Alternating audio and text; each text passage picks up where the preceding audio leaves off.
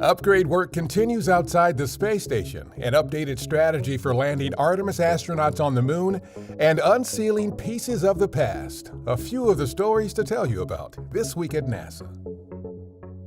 On March 23rd, the crew on board the International Space Station conducted the second spacewalk this month to continue upgrades to the orbiting laboratory.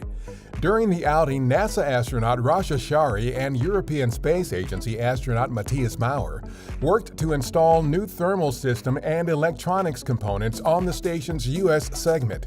They also worked to install a power and data cable on the Columbus module's Bartolomeo science platform, replace an external camera on the station's truss, and conduct other upgrades to station hardware. Also on March 23rd, we announced plans to create additional opportunities for commercial companies to develop an astronaut moonlander that can transport humans between our lunar orbiting space station known as Gateway and the lunar surface for missions beyond Artemis 3, which will be the first mission to land astronauts on the moon in more than 50 years.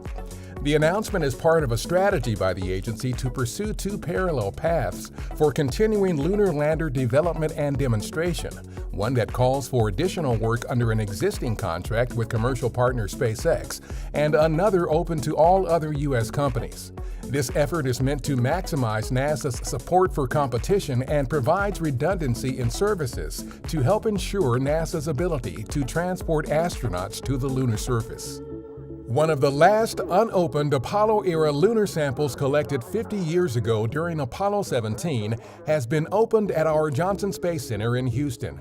Sample 73001 had been kept vacuum-sealed and in pristine condition in anticipation of the day that scientists equipped with advanced technology could examine it.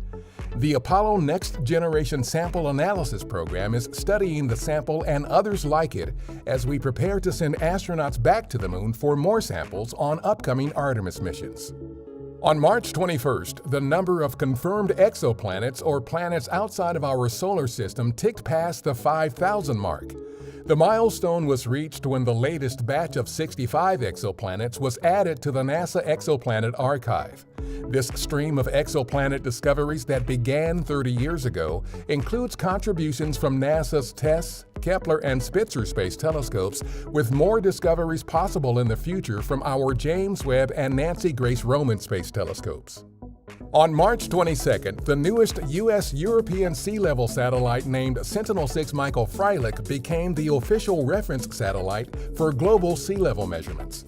This means that sea surface height data collected by other satellites will be compared to the information produced by Sentinel-6 Michael Freilich to ensure accuracy. The satellite, which is named after NASA's former Earth Science Division Director, the late Dr. Michael Freilich, was launched in November 2020.